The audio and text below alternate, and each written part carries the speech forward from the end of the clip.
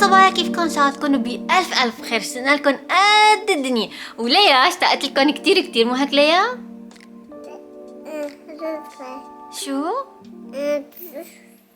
ايه خجلت ليا هلا. المهم بهذا الفيديو رح احكي لكم على الشغلات اللي انتم سالتوني عليها، يلي هي كيف انا خليت ليا تترك اللهايه، لانه لاحظتوا باخر فيديوهات انه ليا ما عم تاخذ اللهايه ونسيانتها بالمره، فانا رح احكي لكم كيف انا خليتها تترك اللهايه. بس خلونا اول شيء نقوم، بدي اول شيء ارتب هيك ترتيبه خفيفه هيك للبيت ونقعد، وراح احكي لكم كيف انا تركت اللهايه، مو انا ليا كيف تركت اللهايه. يا جاهزه ليا؟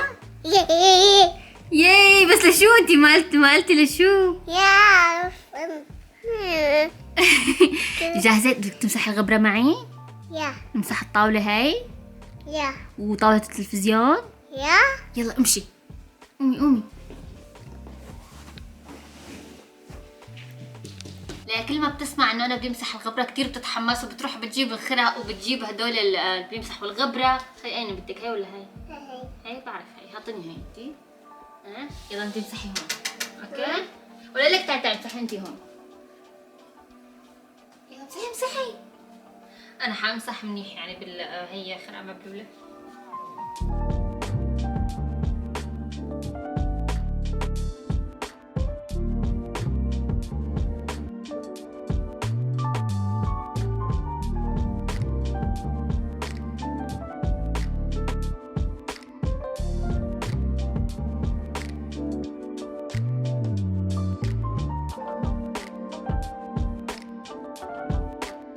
امسحي هون كمان.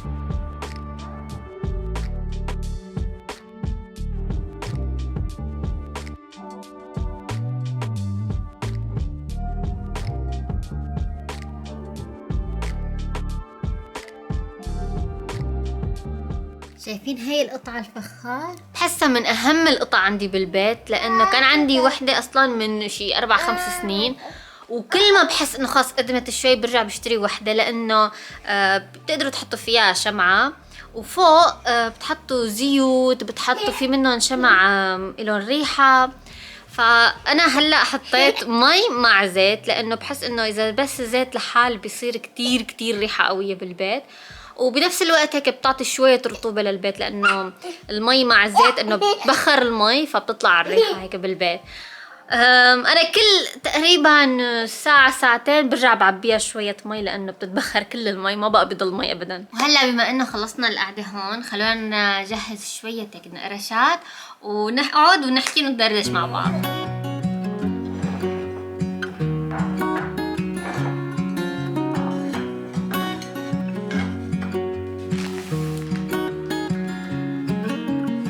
هون انا حجهز شويه نقرشات صحيه. ليا كثير بتحب تنقرش بالفلافله، صعب تشوفوا ولد انه بياكلوا فلافله، بس حسونوا ليا كثير بيحبوا الفلافله. انا لما كنت صغيره ابدا ما كنت احبها ابدا، بس الحمد لله لانه كثير مفيده وكثير بحبوا اللي انه بيتنقرشوا فيها هيك بدل تشيبس ولا هيك. هذا ما بيغني انه نحن احيانا كمان بنحط شيبس وشوكولا وهيك يعني، بس انه لما بشوفهم هيك بدي اخلهم، فخاص انه فلافله احسن يعني من ما انه يتنقرشوا بتشيبس. بس هون ححط انا هون فيستو، لانه انا بالحمل عم يصير معي مثل حرقه وهيك، فبحب اتنقرش بالمكسرات اكثر. جايبه انا كمان حب، هلا بفرجيكم اياه، حب بيساعد انه ما بقى بتحسوا بالحرقه، يعني وقت اللي بتحسوا شوي هيك بتاخذوا الحبه. هي مثل بونبون يعني، هيك بيكون في نعناع، فيها طعمات تانية كمان، بس كتير طيبه. فورا بتروح الحرقه. قبل ما اكتشف انا هذا الدواء كنت دائما انه بس دائما مكسرات. ايه هي هيك، تاكلي فلفلة كمان؟ يا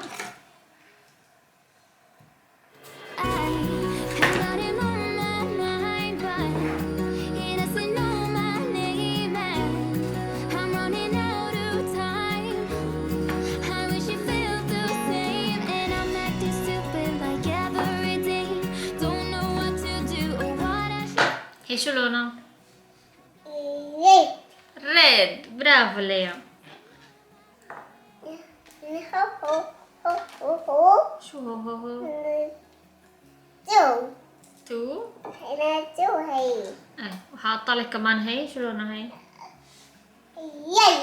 ايه برافو. طب مو موقفي ليش قاعدة هيك؟ مو موقفي. هيك عشان يشوفوكي. قلتي له انت شو عملتي اليوم؟ شو عملتي اليوم؟ شو؟ هيك عملتي حالك عم توقعي؟ ايه قعدتي على الكنباية؟ شو؟ قاعدة على الكرسي انتي؟ ايه مامي وليا هيك عم يعملوا؟ صارت بهي الفترة اللي هي كتير صارت بتحكي بس الكلام ما مفهوم ابدا. يعني ما بينفهم ابدا الكلام. يعني في كم كلمة هيك صرت تعودت عليهم وصرت افهم عليها. بس الحدا الغريب يعني انه حدا من برا ما بيفهم عليها ولا كلمة. يعني غير هيك يعني كلمات كتير خفيفة. يعني مثلا ايه لا كول تعي. صارت تقول تعي بس بتقولها لا مذكر ومؤنث. يعني بتقول تعي. يعني في كلمات كتير قليلة يعني بينفهم عليها. بس أغلب الحكي يعني ما بينفهم. خصوصا لما نحن بنصورها بتصير ما بقى بتحكي حكي. يعني بتصير هيك إنه هيك بتصير بتساوي. ما بتحكي حكي. مو صح؟ صح؟ قولي صح. برافو ليا. اوكي؟ قولي له اوكي. انا كنت جاي اصور لكم الصحن بس ليه بلشت اكل لحالها. انت بلشتي اكل فلفله؟ ايه صح. كلي يلا كلي. معلش يلا. هلا هيك طلع مو صحن. يعني هدول 4 صحون. وهلا بدنا نبلش نحكي. اوكي. هلا بدنا نحكي كيف ليا تركت اللهاية. هيك انا فجأة اجى على بالي انه خلص ليا حاجة اللهاية. وقلت لحالي انه ما بدي ينتزعوا اسنانها. هلا ماني متأكدة 100% لانه في دكاترة بيقولوا لا ما بتأثر على الاسنان وفي دكاترة بيقولوا بتأثر على الاسنان. بس انا حسيت انه ما بدي اني يعني انه ليش يعني اني اجرب ببنتي. فقلت خلاص بقيمة احسن لانه خلاص اصلا هيك صار عمرها 2 وحاجة. فانا بالليل وهي نايمة جبت اللهاية وقصيتها. هي كل الليلة حرام عم تبكي انه عم شو؟ ايه قصيتها هيك.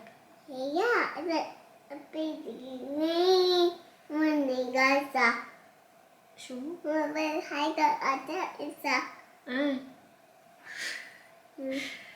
ايه المهم قصيتها وكل اللي هي عم تطلبها. فانا شو اعطيها مي اعطيها حليب. وقت اللي عم بتفيق بدها تطلبها لانه هي بالليل كل ما توعى من تما كانت انه تفيق ترجع تاخدها. فلما ما يكون في لهاية يعني صارت انه تطلبها وانا ما في شيء اعطيها يعني غير انه حليب او مي وهيك. يعني قضيت صحيح اسبوع عذاب وما نمت منيح. لما فقت الصبح صارت تطلبها. انا اعطيتها الهاية المقطوعة اللي قصيتها انا. فطلعت فيها هيك اللي استغربت انه شلون بدها تحطها بتمها وجربت تحطها بتمها ما بتزبط معها لانه انا قصيتها على الاخير. فقلت لها انه لا انه القطة اخذتها وانه قطة بيبي وانتي صرتي كبيرة. وصرت احاول افهمها. هي طبعا ما فهمت بس يعني الصبح فقت هي رايقة. فخلاص يعني انه ما كتير طلبتها. يعني حاولنا انه نلهيها بألعاب بكذا. طلعنا مشوار يعني نسيتها هيك يعني كل نهار. صارت تطلبها بس وقت اللي بدها تنام هي. لا ليا يا سكرية. برافو.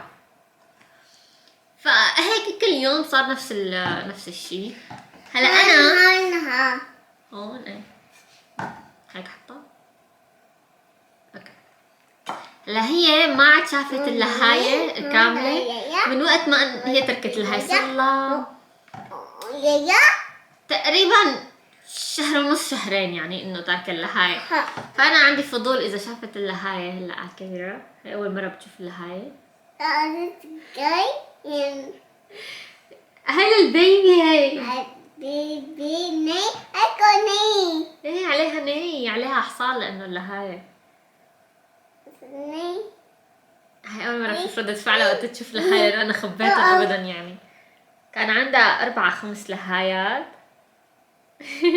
كان عندها 4-5 لهايات وانا قطعت لها وحدة يعني، فهدول خليتهم ذكرى، كنت بدي احطهم هيك بعلبة وانه خلي لها ذكرى يعني. بس انا توقعتها بس تشوف اللهاية انه حتحطها بتمها، بس الحمد لله ما حطتها بتمها، مع انه البيبيات تبعاتها في منهم جايين معهم لهاية هيك صغيرة، دائما بتاخدها وبتحطها بتمها، انه هي قطعة بلاستيك، هي ما لهاية، هي مدري شلون شكلها. وين لهاية البيبي؟ روحي جيبيها. بيبي ايه جيبيها، فرجيهم اياها. كمان هي قطعة بلاستيك بضلت كل وقت تحطها بتمها، فقلت لحالي انه اذا شافتها بالغلط، لأن انا حاطها بالشنطة ومخبيتها كتير يعني انه لتحت. بيبي كمان تو. ايه تو. فقلت لحالي انه اذا شافتها هي بالغلط خلاص انه حترجع تاخذ لها هاي، بس لا الولد انه متى ما ترك الشغله خلاص ما بقى بيرجع لها. زي بابو. وين الهاي مو البيبي؟ جاي. ايه وينه؟ خلاص تركيا تعي يلا تعي ما بدي اياها تعي. وهي يا جماعه هي قصه كيف تركت لها الهاي. عم تبعتولي كتير كمان انه انا كنت رد عليها طبيعي، فكيف انا فطمتها. هلا انا كنت بدي رد عليها لعمر 2 بس انا ردعتها لعمر 1 و9 شهور، يعني كان باقي ما كان باقي شي يعني، بس لانه انا لقيته الوقت المناسب لحتى انا بلش بانه افطمها، لانه كان طارق مسافر، فقعد انا وياها لحالنا وهيك يعني، وكان في حسون، بس انه طارق ما عنده شغل وهيك. ما عنده طارق الشغل، فما بدي اياها انه تفيق بالليل وتزعجه وما يقدر ينام وهيك، فلهيك انا لقيت انه هذا هو الوقت المناسب. فجأة انا خلاص قلت انه خلاص حعودها على الحليب الطبيعي العلب يعني. فانا قبل كم يومين 3 وهيك صرت حط لها شويه حليب بالببرونه، مع لانه هي حليب لحاله حاف ما بتاخده، ما ابدا ما كانت تذوقه، فصرت حط لها اياه مع شويه نسكويك او شوكولا ميلو اللي بدكم تسموه، لانه انا كنت اشرب كتير حليب مع شوكولا الصبح، يعني حليب مع نسكويك، وكانت هي احيانا تاخذ من عندي هيك شفه شفتين 3 يعني، كانت كل شوي تجي تاخذ من عندي. شو؟ راح المهم وح فصرت احط لك كمان بالببرونه مشان هي تتعود على الطعمه شوي شوي. ف خلاص انه لا لقيت الوقت المناسب انه خلاص انه هلا بدي اوقف رضاعه، فما عدت رضعتها ابدا، وبلشت هي الشغله يعني فجاه، مع انه انا كنت رضعها وقت النوم، وقت كانت تنام، واحيانا وقت اللي بتبكي ولا بتوقع ولا هيك يعني بتنزعج كتير تطلب انه كانت ترضع، فهدول الاوقات كانت هي ترضع فيهم. فوقفت فجأة يعني خلص انه لا رضع بالليل ولا بالنهار ولا شيء يعني، هو انه بالنهار عادي سهله كانت اني انه لهيها يعني، اذا بكيت ولا طلبت ترضع كان سهل اني لهيها، بس بالليل كانت احيانا تفيق او قبل ما تنام كانت ما بتنام لحتى ترضع. فانا بيوم 8 الظهر مشان هي انه تكون كتير تعبانه المساء وتنام، فدغري نامت ما طلبت انها ترضع، بس فقت بالليل صارت تطلب انها ترضع، بس خلاص ما اعطيتها ابدا، صرت اعطيها مي، لان الحليب ابدا ما رضيت انها تاخذه بالليل، وتحس انه في طعمه غريبه وهي ما متعوده عليها، فانه مي خاص متعوده انها تفي بالليل عطشانه مثلا واعطيها مي. فمثلا مثل هي شايفين هي القنينه، لانه الببرونه بتعرف انه هي ببرونه للحليب، فانا ما حطيت لها مي ببراد الحليب، حطيت لها مي هيك بأناني مي كلها من هون هيك مثل الببرونه. فهي متسطحه يعني كان سهل علي انه اعطيها حليب، انه قصدي كان سهل علي اني اعطيها مي وتاخذ شفة مي وخلاص بعدني ترجع تنام. وهيك على فكرة يعني ما اخذت معي يومين، انا قلت لحالي حتاخذ معي اسبوع او شهر او كتير يعني لحتى انه تعذبني، بس يومين صارت فيق بالليل وبنهار ابدا يعني ما بعرف ليش لون كيف ان يا اما هي سهل يا اما هيك الطبيعة ما بعرف، بس انه ما طلبت ابدا ولا قالت ولا حكت شي. بالليل هيك تفيق هيك تنق شوي وهي يعني كان كتير سهل الموضوع، مع اني انا كنت متخيلته انه كتير صعب، بس الحمد لله. وهلا انا صار لازم اقوم لانه حسون عنده عيد ميلاد، يعني لازم يروح على عيد ميلاد رفيقه ورايح على المسبح وكتير متحمس فبده يوصل قبل بوقت، لهيك انا حقوم روح.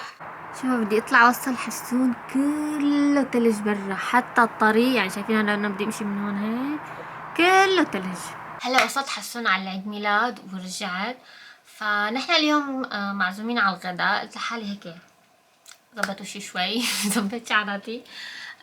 هلا انا كتير تعبانه لهيك يعني ما كتير هيك مكياج وهيك لانه ما الي خلق ابدا. رح اعمل هيك شويه عنايه بالبشره قبل ما احط شويه مكياج. هلا حاستخدم هذا اوردينري افكار كتير منيح. هذا هيالورونيك اسيد. انا هلا وشي شوي رطب لهيك ححط منه دغري. ما بحب احط بهي دغري هيك على وشي، بحس انه مثلا اذا عندكم شي مشاكل في البشرة وهيك حيضل دائما عندكم، لانه بس تدقر الوش يعني البشرة وترجعوا تحطوها هيك بحس انه كلياتها صار في انه المشاكل بقلب العلبة. لهيك بحط بايدي وبعدين انا بحطهم على وشي، ما بدقر حتى بايدي يعني.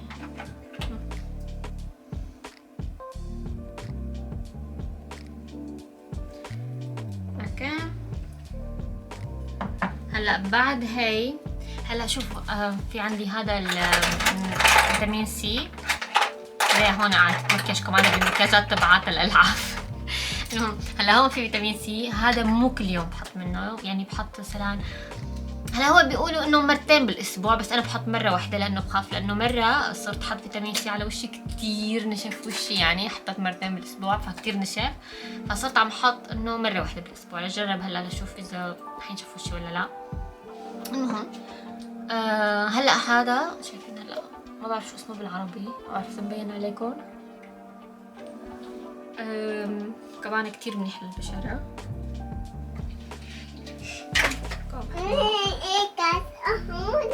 شو؟ ايه حط نظارات.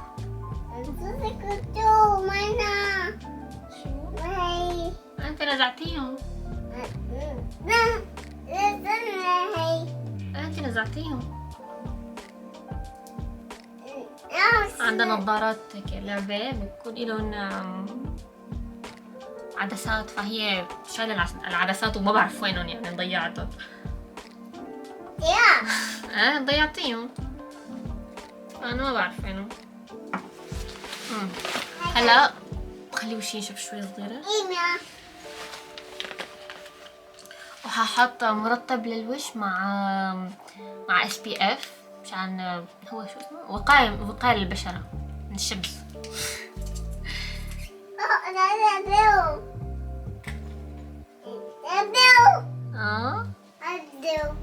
شو البلو؟ واو. انا اذا ما حطيت واقي شمسي، واقي شمسي هلا انا تذكرت شو اسمه، اذا ما حطيت واقي شمسي بحس انه حطيت مكياج بلا طعمه وعلى الفاضي وما في داعي اطلع من البيت ابدا. يعني بحس كتير مفيد للبشرة وكتير منيح يعني عشان تحموا بشرتكم من الشمس، لانه كتير اشعة الشمس مضرة للبشرة. وعلى فكرة حتى انا كنت استخدم غير هذا، وينه كنت ما بعرف وينه، استخدم غير واحد بس هذا مرة رحت على دكتور وهذا اللي وصف لي اياه، يعني هو اعطوني منه. شايفين ثانية هذا الاسم هذا اسمه، وفيه 50. انا اللي كنت استخدمه كان فيه 30، قال لي انه هذا احسن بكتير يعني. لهيك صرت استخدم هذا، وهذا الصيف احسن يعني من الشتاء. بس الشمس ما بتعرف انه نحن هلا بالشتويه يعني، فلازم نحط انه دائما لازم نحط واقي شمسي يعني بالصيف وبالشتاء. بحط شويه صغيره من هذا المرطب، انه لا مرطب عادي، مرطب للوجه، بس هذا طبي يعني. في كتير مرطبات بالسوق، بس بحس انه الطبي احسن من ماركات واسامي ما بعرف شو اسمهم يعني.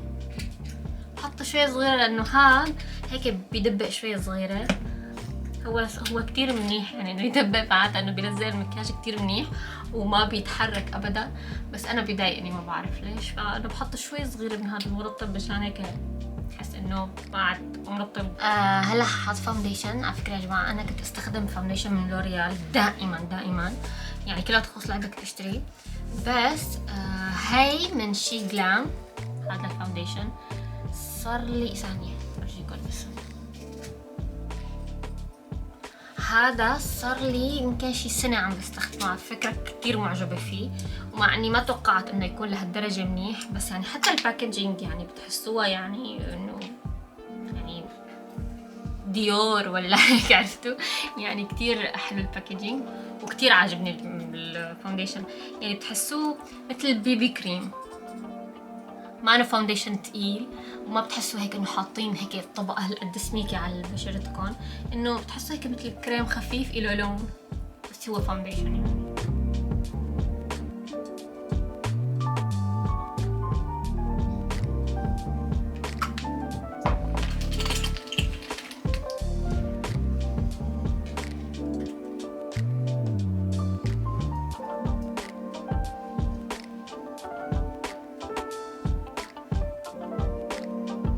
حاطة شوي حواجبي هيك.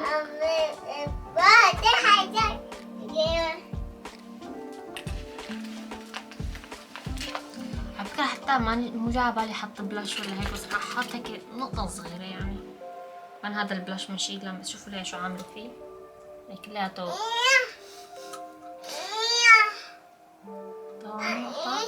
نقطة. وهالمرة على فكرة يعني أنا بالعادة بحب أكتر شي أحط مسكرة، بس يعني من كتر ما أني تعبانة وعيوني تعبانين حاسة إنه ما بدي أحط ولا شي على عيوني، إنه هيك إنه يتعبوني أكتر، فما رح أحط ولا شي. هلا هيك يعني بيكون تقريبا خلصت، بس رح أحط شوية بودرة مشان يمسك المكياج. خلاص هي